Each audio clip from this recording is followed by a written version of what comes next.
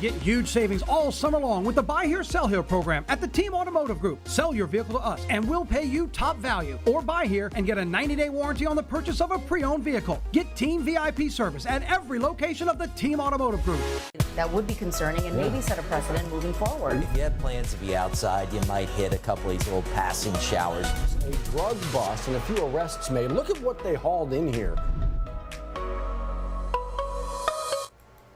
Good morning. Happy Wednesday morning here on 9 News Now. Thanks for joining us and switching over to WAFB Plus. Listen, all smooth sailing from here. You're waking up on a Wednesday. We only have a couple more weeks to go of the work and school week.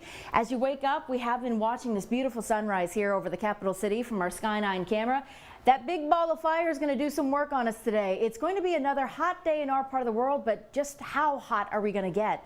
Let's check in with Dr. Steve Caparotto in the First Alert Weather Center. Steve, good to see you. Yeah, good morning, Liz. Good morning, everyone. How hot it's going to be today? Well, it's going to be pretty close to a record high this afternoon. Not bad outside this morning. Most of us in the 70s. Baton Rouge 74, Gonzales, Homa 73. You do have 69 on the board in Macomb. That's not bad at all, but it'll heat up pretty quickly here. Low 90s by noon, generally dry through the morning. I've got highs in the upper 90s today, and your afternoon rain chances running about 20 to 30%.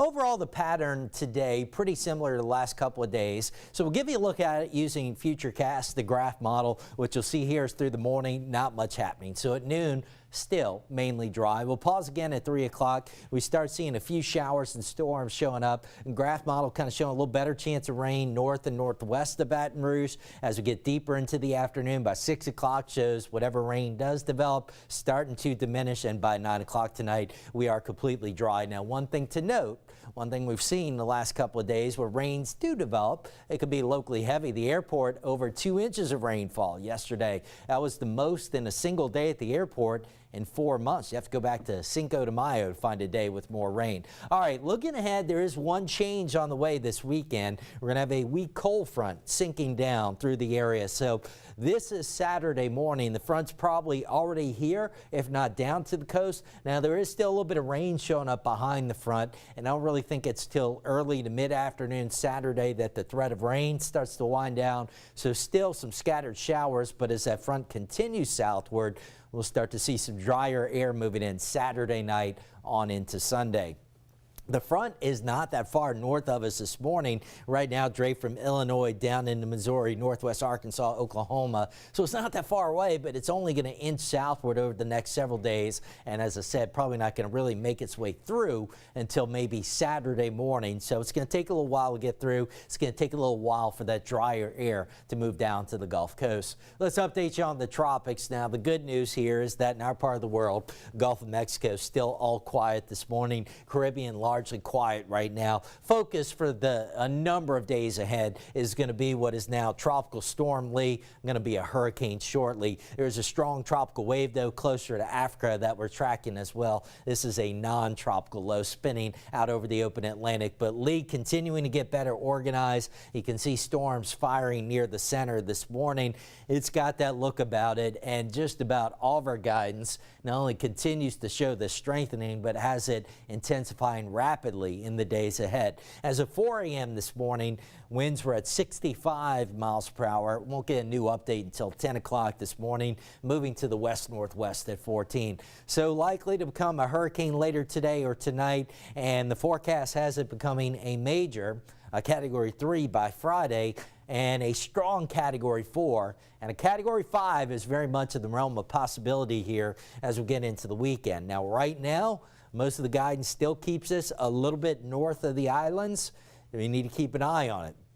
So the 5-day forecast here ends early Monday morning with it kind of covered up here north of Puerto Rico, northeast of Hispaniola as a strong Category 4 hurricane.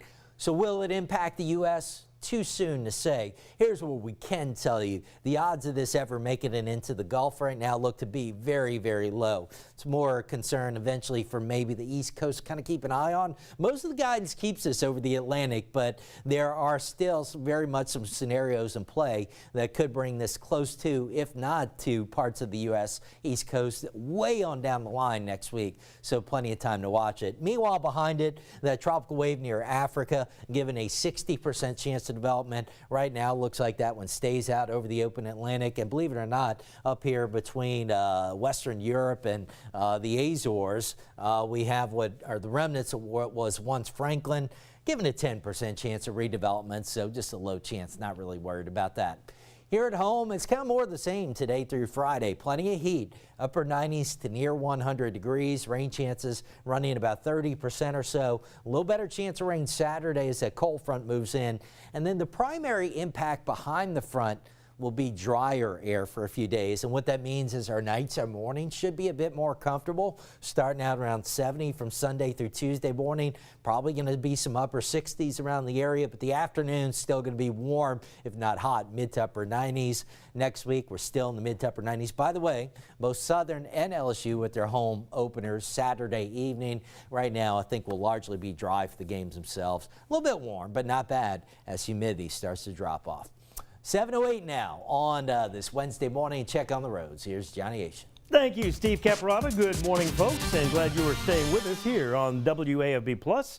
We are looking pretty good on the interstates. They're getting slow in the normal places. I don't see any hot spots or anything unusual. You know where the morning hot spots are on your drive. Right over the Bluebonnet overpass. Before you get to the Essen overpass going toward downtown, you'll start seeing brake lights. And certainly right here as you approach the construction area on the eastbound side, it's starting to slow down, especially that right lane, the exit only lane for Essen Lane. But you can see back here from right past Bluebonnet all the way in, and then it slows down, kind of intermittent slowdowns between the 10-12 and downtown. Bridge traffic is okay for the time being, and LA1 is all right as well. So where are our slower traffic flows? Right here from Juban to the Range area, from right before Pete's Highway to right past 4H Club Road is the slowest on I-12, and you'll slow down a little bit more there.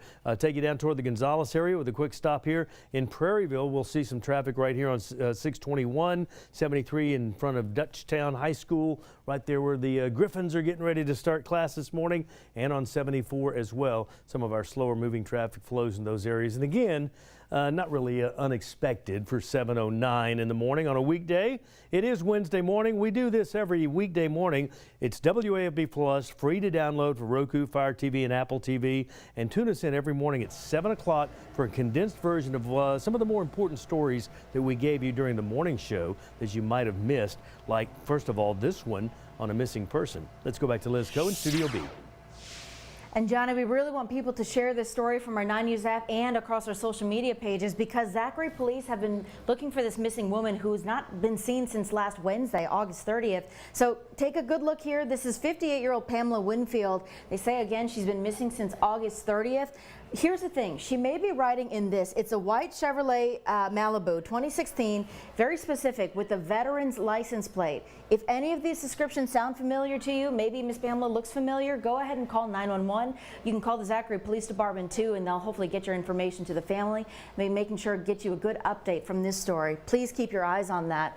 We're also keeping our eyes on this. Tangipahoa Parish Sheriff's deputies asking for your help, trying to track down a woman accused of stealing dog food from a Tractor Supply in Hammond.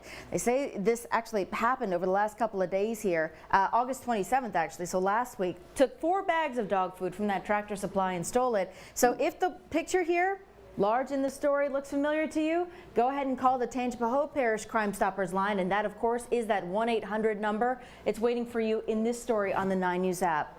Something we're keeping our eyes on here, of course, is the follow-up, the continuing coverage of the West Baton Rouge shooting story, right? The deadly incident that happened there at the Port Allen Bruley High School football game at halftime. Well, yesterday, our Perry Robinson sat down with 16-year-old Jacoby Queen's family. They just talked about what a light he was, what a bright kid kid he was and how much life he had ahead of him. If you'd like to hear from the family and hear just what kind of a kid he was and what a loss this means to the Bruley High School community, you can also listen in. Just know that there were updates from the District Attorney's Office, Tony Clayton, along with the West Baton Rouge Sheriff's Office, letting us know that additional charges are coming there for Jarreton Jackson, the first suspect arrested. They also arrested Jalen Smith and 2 other juveniles. So 4 arrests now made in connection to this case.